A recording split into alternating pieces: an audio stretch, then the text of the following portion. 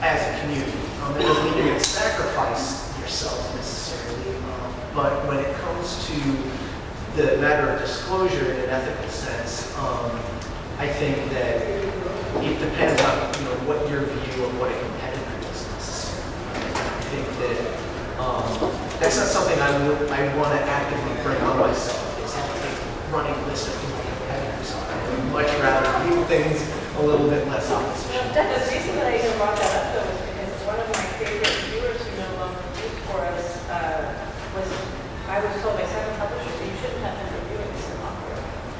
You shouldn't be reviewing because anytime he gets a negative review, and he did run slightly negative, he was very critical. They always said, oh, well, he's just upset because they got published.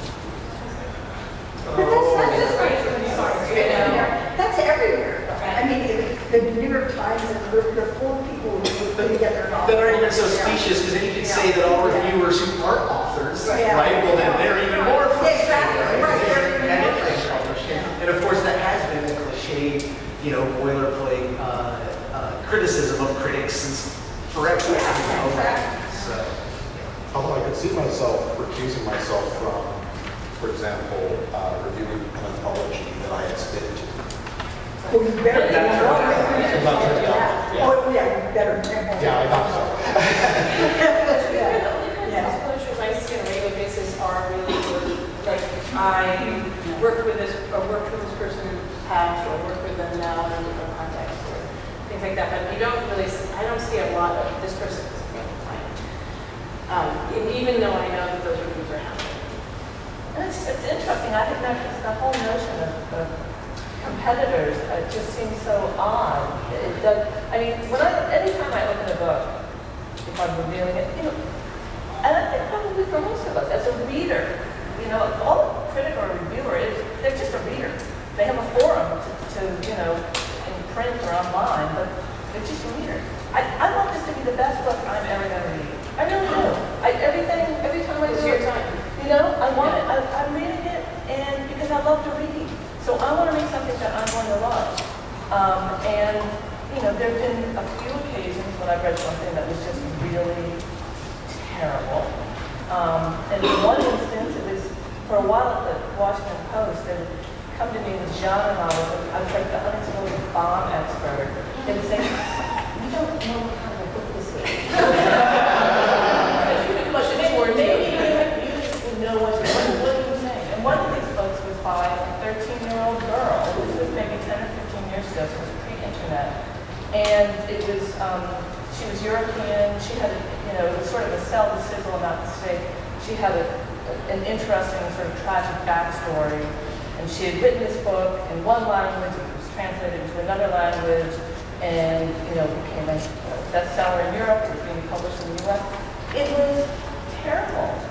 But it was terrible because it was written by a 13-year-old girl, and it was the sort of thing that a kid would write, and somebody, maybe it lost something in translation, and I thought it was very cynical that they were selling this, because they sent it out with this sort of Lolita-style photo of this beautiful young girl, this color photograph, and this whole package, and so and today, we've become more accustomed to this, with self-publishing, very young people publishing works and becoming successful.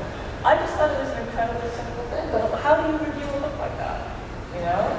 And they said that they wanted me to review it, and I said, okay, well, it's a terrible book, but I'm not going to say that as a kid. I'm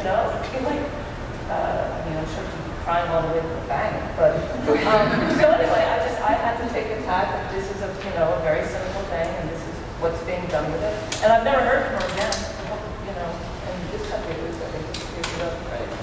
But you just have to sort of again sort of detach yourself from the text. I do think it is about self-policing a lot. I think it's within the reviewers knows the threshold and knows the relationship and knows they're willing to make, if not an objective or create not an objective view, but a fair review to the work itself. But we should take some questions because we're going to have time. There's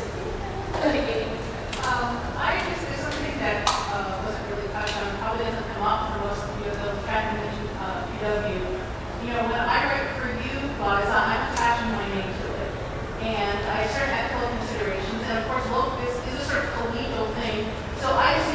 in my list, I know these people tangentially, and if they're a super fan, I'm not going to write for them. On the other hand, the other venue I report is Kirkus. That is anonymous.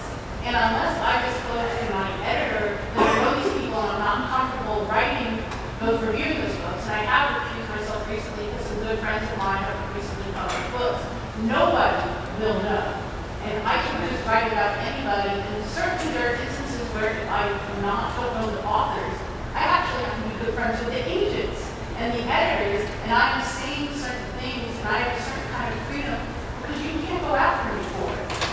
And, you know, that's very tricky, especially because then I can go back and look at famous authors in the blogs who will be dissecting my Kirkus review, about which I can say nothing because I'm contractually obligated not to associate my name with those reviews. And that puts me in a whole other ethical thing that I don't know that you guys have. Self-policing. Yeah, Self-policing. Yeah. Kirkus is a unique. You're maintaining your integrity by doing it. Just because you're doing it anonymously doesn't mean that you're not doing it with integrity. It's much easier to be, frankly, more negative in those cases because I know they can't go after me. And when I first started writing for Kirkus, I actually really did write some terribly nasty reviews, and now I put myself back more and say, you know what, just because no one knows it's you doesn't mean that you can just sit there and troll somebody's book. You know, See, That's why this- Kirkus has that. this- it's not. This is also where when I talked about having a thick skin as a reviewer, because writing a negative review of someone isn't trolling. That's not what it is, unless that was your intention and your motivation. Well, sure, yeah, absolutely, but not everything that is a critique is, and I'm afraid sometimes that as reviewers, we are very apt to kind of take that on our souls, and we should. I mean, yeah, we're sensitive people, and you know, we're not like these hard-bitten, bitter, you know, crazy, cranky stereotypes of critics, right? Well, maybe we are. But the thing is, like, you know, I think that it's completely fine to be able to say I am writing something negative, and this also I think goes back to something that Elizabeth was saying. Every single time you crack open a book to review it, don't you have just great expectations? Every time I do, I feel like I'm a kid again, and I'm like, even if I've heard bad things about this book, I'm giving it 100% benefit of the doubt. Like, I'm an agnostic completely. I'm going to open up this book, and I'm going to see what it tells me. And that is the biggest thing. It isn't, I think this book has its negative qualities and this and this. It's like, this person put all this effort into this and it didn't come out good. That to me is sometimes the biggest source of frustration. And that's another thing that I think that when we're looking for that dispassion or that distance, that all these kinds of feelings that come up all need to be taken into account and we compartmentalize them so that we can engage the text. It might be a little simpler to say, if you really like something, it's going to be a lot easier to write it if you really don't like it. You have to be harder on yourself when you don't like something. You read a book or story more than once before you review it? No, I usually don't have time. But sometimes I do. And Take I'll go notes, back and you take take- notes. Take a lot of notes, and then I have to go back. And, you know, I tend to take a lot of notes, and then when I'm actually writing the review, I'm going back and skimming it again to check everything.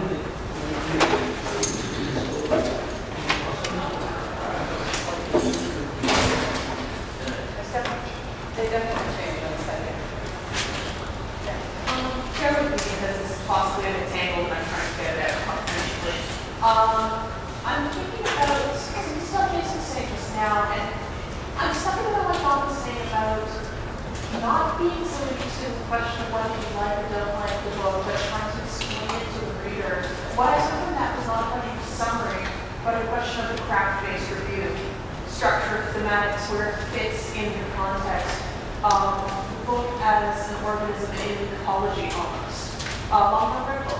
And that really connects with, I guess, the approach in my current world and bookseller.